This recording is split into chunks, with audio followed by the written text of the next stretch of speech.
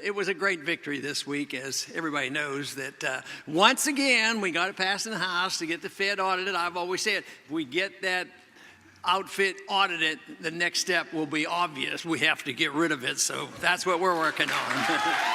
The secret is you got to get a consensus with the people, and the people will put pressure on their congressman. So we had this delightful vote this week, and it would be great to say that that overwhelming vote, 333 or whatever it was, they all knew exactly what we know. They understood it, and they're for sound money and wanting to get rid of the Fed.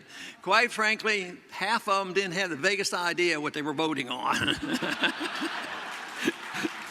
And just wait. There's going to be another financial crisis. Let me guarantee you that. And my suspicion is that it's going to be a lot worse than we have, and there's going to be a lot more demand, for reforms. And that's when we'll get down to serious business. But we as a nation today, we have some real serious problems that we have to deal with. And I think at times they seem overwhelming, and at times they seem to be solvable. Right now, the most important thing is to separate the two, what's going on in Washington and what's going on outside of Washington. And obviously, most people think the only thing that really counts is Washington, and I think the only thing that really counts is what's outside of Washington. The audit the Fed bill was very encouraging, and it reflected this whole idea that the people really passed that. When I was there, we talked about it. Of course, I was talking about it since 1976, and we weren't getting very far, and I figured probably never would, but I kept talking about it. And that has changed, not because I finally became an insider. I didn't have much goal of doing that, and besides, I probably wouldn't have been very successful. But anyway, the goal for me was to change people's attitudes about it. Because I wasn't going to work up the ladder and become a chairman, trade the votes, and really be able to get a bill passed with a name on it. They keep saying, Ron, you people like that, you're not successful. You never pass anything. Well, quite frankly, I was trying to repeal everything, not pass stuff. In Washington, they believe they really run the show, and in many ways they do. They have a lot of power and a lot of clout, and they have the agencies of government, and they can do a great deal of harm. But they don't have much of a grasp about ideas, and ideas are what's important. Ideas move the world, the bad ideas and the good ideas. But right now, the good ideas are overwhelming. The bad ideas, they've had their chance. They've had centuries of opportunity to run roughshod over the people with tyrannical government and fiat money and all the mess. And their failure is giving us a wonderful, opportune time to solve some of these problems. We got to get the war going. And we gotta give rubber stamp what Obama wants. Oh no, we don't like Obama. Yeah, but we love his war, except for one reason: he's not bombing enough people. But nevertheless, it's bipartisan, goes through in the Senate before they even had voted on whether there would be the support on the one amendment to support Obama's expansion of the war. It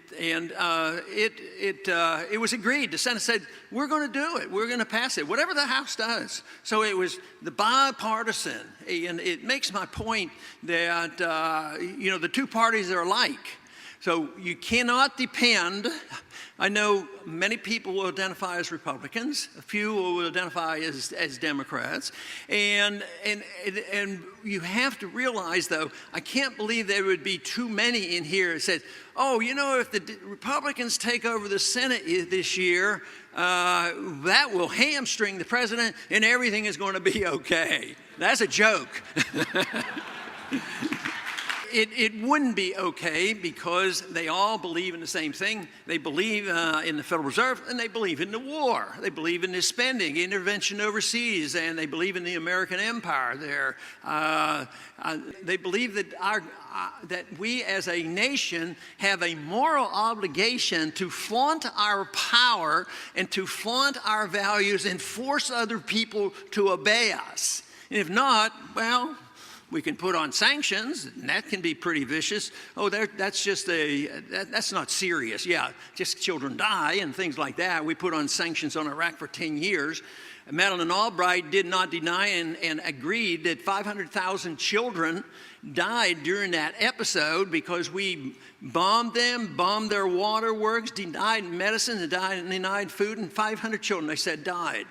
And sometimes I wonder about, this concern about the children in this country. There was never any concern about the children in Iraq. And then they wonder why.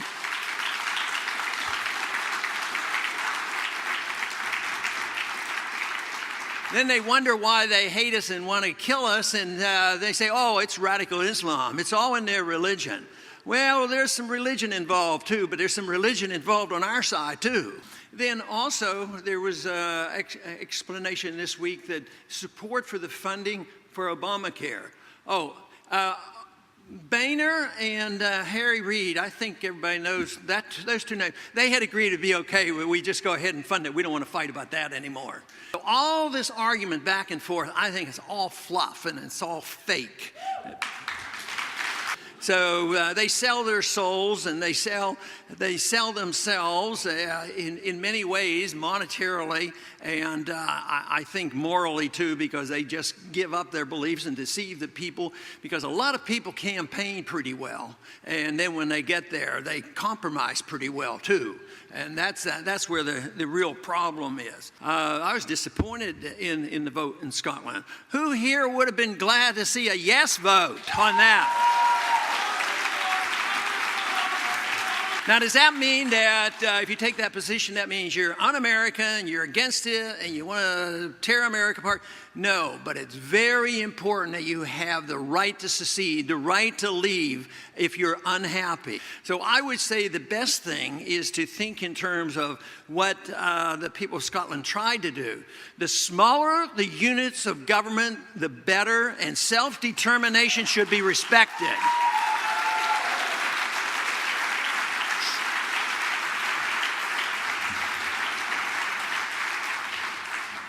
100 years ago, just about 100 years ago, we had a president that thought we should make the world safe for democracy. I think we should make the world safe for liberty, not democracy. The 20th century was an utter tragedy, and yet we were just benefiting by the Industrial Revolution, which changed all the history of mankind. You think in the last couple of 100 years, probably there was the development of about 95% of all great technology just in this very short period of time. But what has happened in these 200 years? Technology has been used by the government to kill people. And that's what's wrong, is the government has too much control of using this technology. What if technology all of a sudden was taken away from the people who want to promote war and given to people, individuals who have small units of government who can communicate outside the government through the internet and spread the message of liberty in that manner? What are we doing now? You know, this whole thing started in many ways by our government deciding, get rid of Assad, he's a bad guy. He's been around for a good while, and I don't think I'd vote for him, but we all of a sudden get rid of Assad, get rid of Assad. Now Assad, if we'd have let him be alone, what if we had allowed Saddam Hussein alone? You know, he didn't like, Al-Qaeda, they weren't there. So all of a sudden we get rid of them when we create a new government that, as soon as they were attacked by these 20,000 hooligans, we spent billions and billions of dollars on training, get them all these weapons, so they dropped their weapons and ran. And they call that success. Oh no, it's not quite successful. We have to start all over again. Let's go back to bombing, and then we're going to do what McCain says, send them more weapons. There's only one group of people who sat back and said, you know what, that is a great idea. And those are the guys that run our military-industrial complex, so let's deny them their money.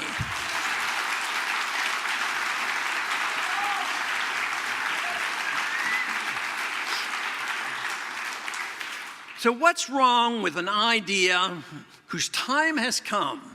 The idea that we have a foreign policy based on the golden rule.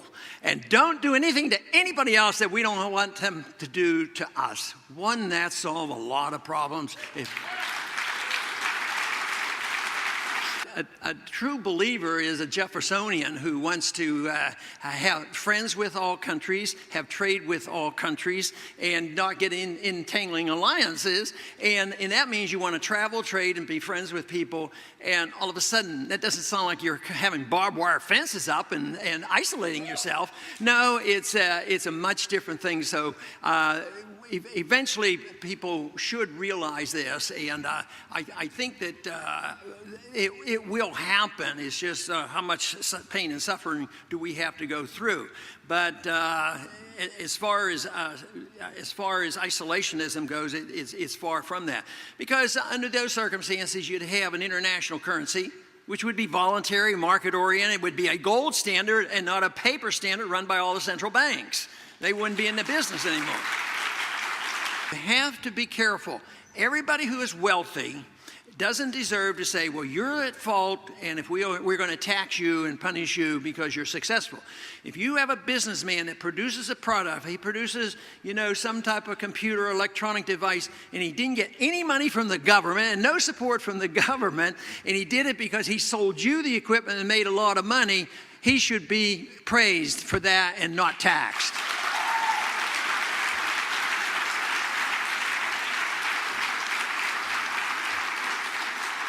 But if he's part of the military-industrial complex or the banking-industrial complex or, the penal system complex or the media complex where he's in bed with the government, they're in bed with the government, that's a different story. They don't deserve it, and they don't deserve to make the money as the system is being inflated and the bubble's building, and they certainly don't deserve to be bailed out when the whole thing comes apart.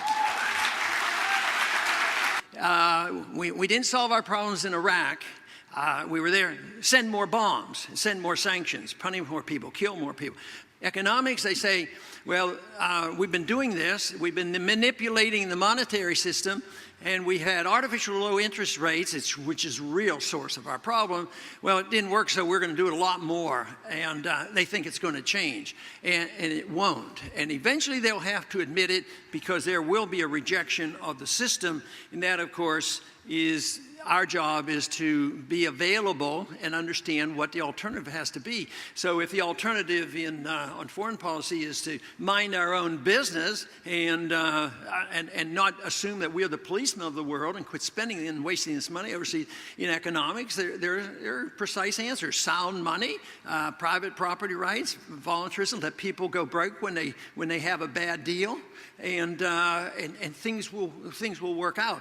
But politically right now, that's not going to be available. They're going to keep marching on until they utterly destroy the currency, which who knows when that will come.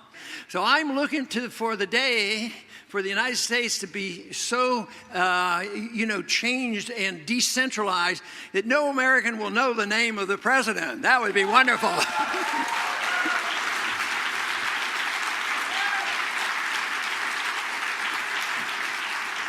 But under today's conditions, I don't want you to forget who the president is. And a lot of you probably have heard this quote before and know where it came from, but I'll tell you who said this afterwards, but I want to read it now, and with the idea that I want to refute this. It says, naturally, the common people don't want war, neither in Russia, nor in England, nor for that matter in Germany or the United States. That is understood. But after all, it is the leaders. It's the leaders of the country who determine the policy, and it's always a simple matter to drag the people along, whether it's in a democracy or a fascist dictatorship or a parliament or a communist dictatorship. It's always the same. Voice or no voice, the people can be always brought to the bidding of the leaders. That is easy. All you have to do is tell them they are being attacked, and you have to tell them and being attacked and denounce the peacemakers for lack of patriotism and exposing the country to danger. It works the same in every country. Now, I changed one word in there, but otherwise it's literal, and it comes from somebody that doesn't exactly have a very good reputation, but it seems like he hit the nail on the head. This comes from Hermann Göring. Göring said this shortly before he took poison and killed himself at the Nuremberg trials, but he was interviewed, and this is what he said, and he was in charge of this propaganda. And I think people like this, I don't think they're dumb, they're just evil.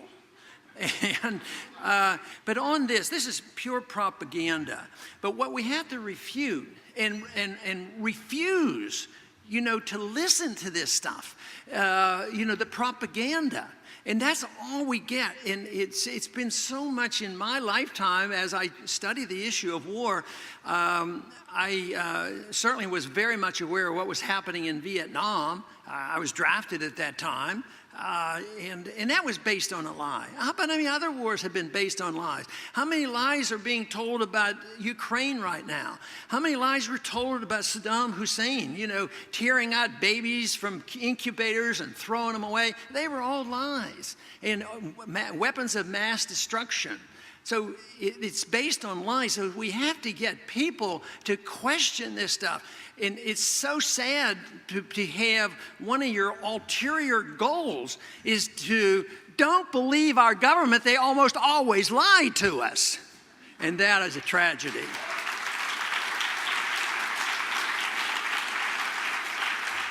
They lie about war, they lie about economic policy too.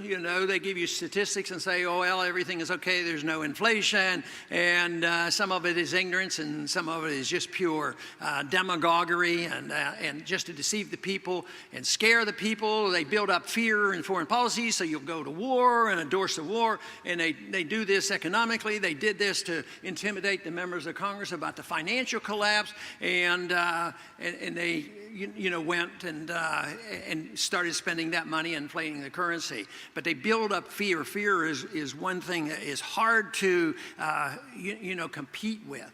But I don't think we can solve the problem unless we have enough people look at this and look at what kind of propaganda that we have to listen to and sort out the truth. Now, does that mean it's going to be easy and all you have to do is click on the internet and you're going to get it? And that doesn't work quite that easy. But you probably have a better chance, getting the full story from the internet. You have to look for that responsible source that you can trust. We have to challenge this whole notion that the federal government has this authority, to control us. If we give up and become despondent, nothing good will come of it. And we lose, and who knows how long this will last. It could last for many, many years, decades, that we don't see a reversal. But there's no reason why it can't be reversed if we're willing to think in terms that this issue of individual liberty, the personal liberty, and small government, and the right to get out of governments, and the right to leave, and the right to have small units, and the rights of self-determination, I think it would solve so many of our problems. The whole idea of the message of liberty, I see as something based on two basic principles. One is tolerance. That you tolerate other people and what they do. As long as there's no violence and no initiation of violence and no fraud, that we have to become quite tolerant of the way people use their liberty. We should set the standard, and then people would want to emulate us. Do you think people around the world want to emulate us now? Because anytime we don't like what they do, we either send sanctions to punish the people, and we send bombs to kill a bunch of people, and then we kick out the leaders we don't like. And you don't persuade people that way. You do it by setting a standard, and I think we would be a lot better off. So those aren't very complicated ideas. They're pretty simple, but you have to get people to endorse them. But it isn't like you have to have a PhD in some fancy science to understand, well, don't hurt people and don't bother people just because they're acting in a way you don't agree with, and don't initiate force. And believe me, I think that is the road to peace and prosperity. And how can we have a higher goal than seeking peace and prosperity? I believe if we honored and respected and understood what the cause of liberty is all about, that we would have peace and prosperity. Thank you very much.